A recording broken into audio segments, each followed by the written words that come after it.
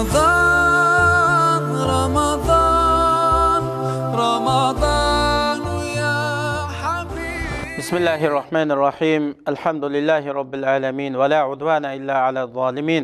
الصلاة والسلام على رسولنا محمد وعلى آله وصحبه أجمعين. أما بعد. Assalamu alaikum ve rahmetullahi ve berekatuhu.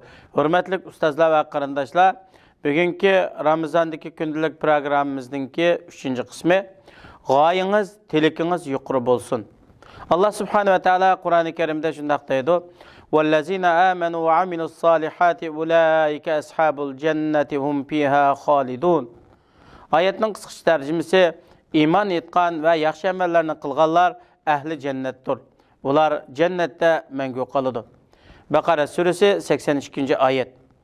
Allah'a ve Allah'ın Resulü'ne Çin dilinden samimi işengen, Allah Teala peygamberge vahiy kılgan şer'i prensipke muvafık halette yaxşı amellerini kılgan kişiler nimetleri üzülmeydiğen cennetlerde mengu kalıdı. Ebu Hureyre Abdurrahman ibn Sakhr radıyallahu anhu'dan Peygamberimiz sallallahu aleyhi ve sellem'nin mundaq deganligi rivayet qılındı.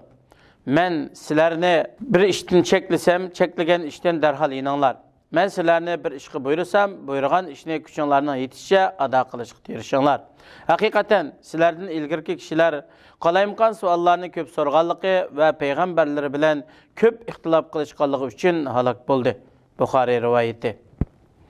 Hikoya qilinishicha bir biliqchi bo'lib, uning ilmiki va to'g'riga biliq ko'p ilinadi ekan. Boshqa biliqchilar bu biliqchiga hasad qiladi ekan. Bir kuni ular bu biliqchining tutgan biliqlarning kichiklarini elib qilib, cho'nglarini dengizga qo'yib etadiganligini anglab, g'azibi teshib uning yiniga kelib, "Nima qilyapsan? Sarang bo'ldingmi? Nima uchun cho'ng biliqlarni tashlab etsan?" debdi. Biliqchi ularga: "Chunki mening cho'ng qazinim yo'q" deb javob beribdi. Biz bu hikoyaga ishonmasak-mu, lekin afsuslanarligi biz har kuni mushu biliqchining ishini qilyapmiz. Biz cho'ng ishlarni fikr qilishni, go'zal kelajakni, utuq qozonishimiz mumkin bo'lgan ehtimolliklarni orqamizga tashlaymiz. Chunki u bizning aqlimiz va imkoniyatimizdan cho'ng. Xuddi cho'ng qazinim yo'q deb cho'ng biliqlarni tashlab etgan biliqchiga o'xshash. Bu ishning faqat moddiy jihati utuq qozonish emas, balki muhim bo'lgan nurg'un ishlarga va o'rinlarga muvofiq keladiganligiga ishonaman. Biz cho'ng ishlarni qilishga qodir bo'la olamiz. Biz o'ylagandimi cho'ng ishlarni qila olamiz. Hozirqidimi baxtlik va biz xiyol qilgandimi go'zal bir hayotda yashay olamiz. Yozuvchilardan biri bizga buni eslatib mundaq deydi: "Siz nimaga ishonsangiz shuning uchun fikr qiling. Keng doirada fikr qiling. Cho'ng ishlarni xiyol qiling. Cho'ng natijalarni kuting. Alloh taologa duo qilib ko'p narsalarni so'rang. Agar siz xiyolingizda faraz qilgan kichik qoziningiz cho'ng qozonga almashib qolsa, nima ishlar yuz berar?